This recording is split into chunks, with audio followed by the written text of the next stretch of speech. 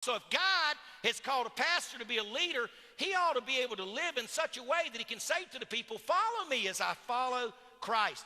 Well, what I want to do, I kind of laid the groundwork there to kind of let you get in and see that everything's fine, the water's well, but we want to just tread through here for a moment, and I want you to notice 3 signposts in this passage. Number 1, I want you to see the motive of his service. And by the way, don't you believe that's important? The motive. Now, you don't always know someone's motive, but I'm telling you, Jesus does. He knows. I ask him consistently, may the searchlight of God's Holy Spirit show anything in my life that is contrary to your ways, your word, and your wishes for my life. I want the motive to be pure. I want to do what I do for the right motive. You see, there was no credibility gap between the truth that Paul proclaimed and the life that he lived. No credibility gap. They would say of Paul, I heard Paul the other night in Troas. I was there when Eutychus fell out the window, and God raised him from the dead through the ministry of the Apostle Paul. And I want you to know, I've seen Paul there behind the lectern, and I've seen him out as a tent maker, and he's the same both places. There was no credibility gap.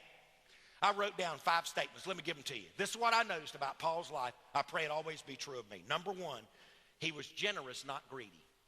He never had a cloak of covetousness. He was never out to get what others wanted. Number 2, he was spiritual, not selfish. He really was. He was a spiritual man of God.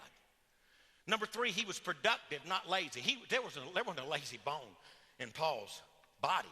He preached all night and then walked 20 miles to Asaph to catch the boat. He could have rowed the boat.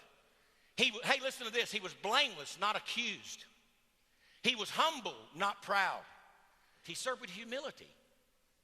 There's a humbleness about a person that God has greatly used. Paul said in 2 Corinthians 3:5, he says, not that we are sufficient of ourselves to think of anything as being from ourselves, but our sufficiency is from God. Let me talk quickly about the sacrifice of his suffering, of his service. Did you notice in verse 19 he says that when I was serving you with all humility, it was with tears and trials? Really? There was a spirit of suffering and sacrificial service. Paul suffered for the lost. He cared for the lost deeply. Listen to what he said in Romans 9:2, that I have great sorrow, and I've got this continual grief in my heart, for I could wish that I myself were accursed, the Greek word anatheme, from Christ for my brethren, my kinsmen according to flesh. Here's what he was saying. If it were possible, I would die and go to hell so you could go to heaven. And he was also greatly concerned for the backslidden. This is a beautiful story. You know the story, don't you? Remember in 1 Corinthians chapter 5, put your mind there for just a moment. Remember there was a moral failure. Remember the story, the moral failure? Who knows? Every commentator takes a different twist on it. Scholarship says one of 2 things.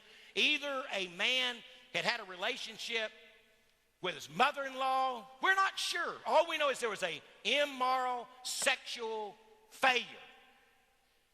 And Paul judged them. Paul said, I'll tell you what, y'all are all puffed up. You act like nothing's going on wrong down at the church of Corinth. He said, I judge. I'm not there in body, but I judge in my spirit. You ought to turn that man over to the devil for the destruction of his flesh, that his soul may be saved in the day of the Lord. But listen to this. A lot of you don't know this, but if you turn to 2 Corinthians, I'm going to read quickly and move, so just listen. In chapter 2 and verse 4, you know what Paul's talking about?